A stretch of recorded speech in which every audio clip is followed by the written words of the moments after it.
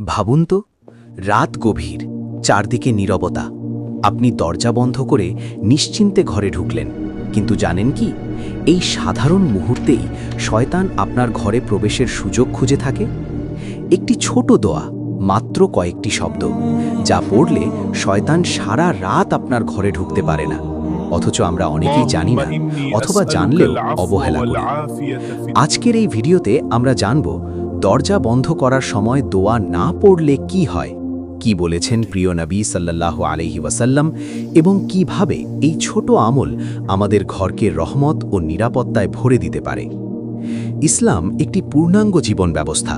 এখানে ঘুমানো থেকে শুরু করে খাওয়া, বের হওয়া, এমনকি দরজা বন্ধ করাও ইবাদতের অংশ।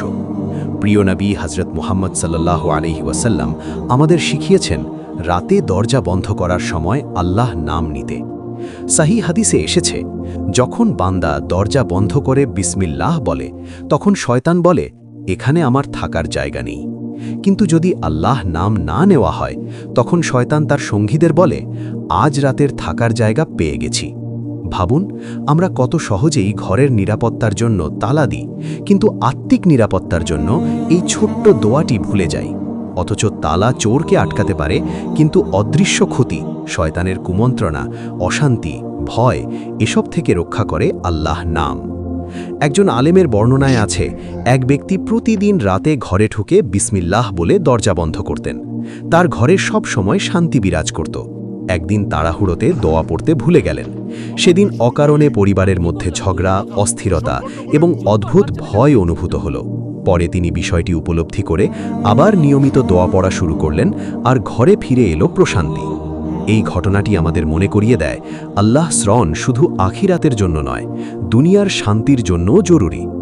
প্রিয় ভাই ও বোন, দরজা বন্ধ করার সময় পড়ার দোয়া খুবই সহজ, বিসমিল্লাহ অথবা বিসমিল্লাহি তাওয়াক্কালতু আলাল্লাহ। এই ছোট্ট আমলটি আমাদের মনে আল্লাহ ভরসা জাগায় এবং ঘরকে রহমতের ছায়ায় ঢেকে দেয়। কারণ যখন ঘরে আল্লাহ নাম উচ্চারিত হয়, তখন ফেরেশতারা সেখানে বরকত নিয়ে অবতরণ করেন। আমরা প্রায়ই বলি, ঘরে অশান্তি, অকারণে রাগ, বাচ্চাদের দুষ্টুমি, মন খারাপ, কিন্তু কখনো ভেবে দেখেছি কি, ঘরে আল্লাহ নাম কতটা উচ্চারিত হয়? আমাদের ঘর কি শুধু ইট পাথরের ঘর, নাকি তা একটি ইবাদতের স্থান? দরজা বন্ধ করার এই ছোট্ট সুন্নাহ আমাদের ঘরকে ইবাদতের ঘরে পরিণত করতে পারে। এখানে একটি গুরুত্বপূর্ণ শিক্ষা আছে, ইসলামে ছোট আমল বলে কিছু নেই। যে আমল আমরা তুচ্ছ ভাবি, সেটিই হয়তো আল্লাহর কাছে সবচেয়ে প্রিয়। দরজা বন্ধ করার সময় বিসমিল্লাহ বলা এমন একটি আমল, যা আমাদের অদৃশ্য বিপদ থেকে রক্ষা করে, ঘরে শান্তি আনে এবং আল্লাহ শ্রণে হৃদয়কে জীবিত রাখে। আল্লাহ তাআলা ঘোষণা করেছেন, নিশ্চয়ই শয়তান তোমাদের শত্রু, সুতরাং তাকে শত্রু হিসেবেই গ্রহণ করো। সূরা ফাতির 35:6। এই আয়াত আমাদের সতর্ক করে দেয়, শয়তান দৃশ্যমান নয়, কিন্তু তার প্রভাব বাস্তব। সে সরাসরি আক্রমণ করে না, বরং ধীরে ধীরে হৃদয়ে সন্দেহ ঢুকিয়ে দেয়, পরিবারে বিভেদ সৃষ্টি করে, ছোট বিষয়কে বড় ঝগড়ায় রূপ দেয়। এই কারণেই প্রিয় নবী মুহাম্মদ সাল্লাল্লাহু আলাইহি ওয়াসাল্লাম আমাদের শিখিয়েছেন, রাতে দরজা বন্ধ করো এবং আল্লাহ নাম নাও। সহিহ হাদিসে বর্ণিত আছে, যখন কেউ আল্লাহ নাম নিয়ে দরজা বন্ধ করে, শয়তান বলে, এখানে আমার প্রবেশের সুযোগ নেই। এটি কেবল একটি বাক্য নয়, এটি একটি অদৃশ্য ঢাল। ইসলাম আমাদের শেখায়, যে কাজ আল্লাহর নামে শুরু হয় তা বরকতময় হয়। ঘরে প্রবেশের সময় বিসমিল্লাহ বলা মানে আমরা ঘোষণা করছি, হে আল্লাহ, এই ঘর আপনার আমানত, আপনি আমাদের রক্ষা করুন। একটি সংক্ষিপ্ত কিন্তু গভীর ঘটনা শুনুন। একজন মানুষ শহরের কোলাহল থেকে দূরে নতুন বাড়ি কিনলেন। সবকিছু ঠিকঠাক, কিন্তু অকারণে তার ঘরে অশান্তি শুরু হলো। সামান্য বিষয়ে ঝগড়া, মনোমালিন্য, দুশ্চিন্তা। একদিন এক বয়োজ্যেষ্ঠ আলেম তাকে জিজ্ঞেস করলেন, আপনি কি ঘরে ঢোকার সময় আল্লাহর নাম নেন? লোকটি লজ্জিত হয়ে বললেন, না, এ বিষয়ে কখনো খেয়াল করিনি। সেই দিন থেকে তিনি নিয়ম করে দরজা বন্ধ করার সময় বিসমিল্লাহ বলা শুরু করলেন। ধীরে ধীরে তার ঘরে ফিরে এলো শান্তি।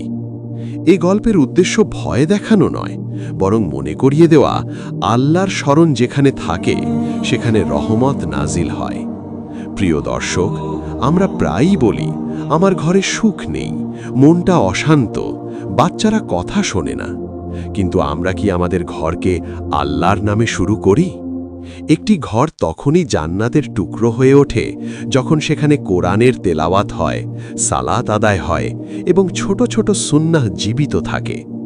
আরেকটি বিষয় মনে রাখা জরুরি, শয়তান মানুষের রিজিক খায় না, কিন্তু সে বরকত কমিয়ে দেয়। যখন আমরা আল্লাহর নাম ছাড়া দরজা বন্ধ করি, খাবার শুরু করি কিংবা কোনো কাজ করি, তখন শয়তান সেই কাজে অংশ নিতে পারে। আর যখন আমরা বিসমিল্লাহ বলি, তখন সে বঞ্চিত হয়। আল্লাহ তাআলা বলেন, যে আমার স্মরণ থেকে বিমুখ হয় তার জীবন হবে সংকীর্ণ। সূরা তহা 20 নম্বর 124।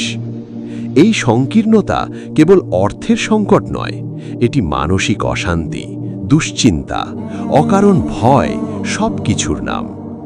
দরজা বন্ধ করার সময় দোয়া পড়া মানে শুধু শয়তানকে দূরে রাখা নয়, এটি নিজের হৃদয়কে আল্লাহর সাথে যুক্ত করা। যখন একজন মুমিন প্রতিটি ছোট কাজে আল্লাহর নাম নেয়, তখন তার পুরো জীবন ইবাদতে পরিণত হয়। শয়তান আমাদের প্রকাশ্য শত্রু। আল্লাহর নাম উচ্চারণ করলে সে ঘরে প্রবেশ করতে পারে না। ছোট সুন্নাহ আমাদের ঘরকে বরকতময় করে। এখন একটি শেষ ছোট ঘটনা শুনুন। এক মা তার ছোট ছেলেকে প্রতিদিন শেখাতেন, বাবা, দরজা বন্ধ করার সময় বিসমিল্লাহ বলবে। ছেলেটি একদিন জিজ্ঞেস করল, আম্মু কেন? মা বললেন, কারণ এতে আল্লাহ আমাদের ঘর পাহারা দেন। বছর পেরিয়ে সেই ছেলেটি বড় হল। জীবনের নানা ঝড়ঝাপটার মাঝেও সে এই ছোট আমলটি ভুলেনি। একদিন সে বলছিল, আমি জানি না আমার জীবনে কত বিপদ এসেছে আর চলে গেছে, কিন্তু ছোটবেলায় শেখা এই ছোট্ট দোয়াটি আমাকে সবসময় আল্লাহর কথা মনে করিয়ে দিয়েছে। এই গল্প আমাদের শেখায়, একটি ছোট সুন্নাহ শুধু আজকের নয়, ভবিষ্যৎ প্রজন্মের ঈমান গড়ে তোলে। প্রিয় দর্শক, আমরা হয়তো বড় বড় আমল করতে পারি না, নফল নামাজ সবসময় পড়তে পারি না, দীর্ঘ তেলাওয়াত সবসময় সম্ভব হয় না, কিন্তু দরজা বন্ধ করার সময় বিসমিল্লাহ বলা, এটি তো সবার পক্ষে সম্ভব। এই ছোট আমলটি যদি আমরা নিজেরা করি এবং পরিবারের সবাইকে শেখাই, তাহলে আমাদের ঘর হবে রহমতের ঘর, বরকতের ঘর, ভালোবাসার ঘর। আজ থেকে একটি নিয়ত করি, ঘরে ঢুকবো আল্লাহর নামে, দরজা বন্ধ করব আল্লাহর নামে, খাবো আল্লাহর নামে, ঘুমাবো আল্লাহর নামে। দেখবেন জীবনের ভেতরে এক অদ্ভুত প্রশান্তি নেমে আসবে, কারণ আল্লাহর স্মরণই হল প্রকৃত শান্তি। আল্লাহ তাআলা কোরআনে বলেন, নিশ্চয়ই আল্লাহর স্মরণেই অন্তরসমূহ প্রশান্তি লাভ করে। সূরা রাদ 13 নম্বর 28। এই প্রশান্তিই আমরা খুঁজি, অর্থে নয়, বিলাসে নয়, বরং আল্লাহর কাছে।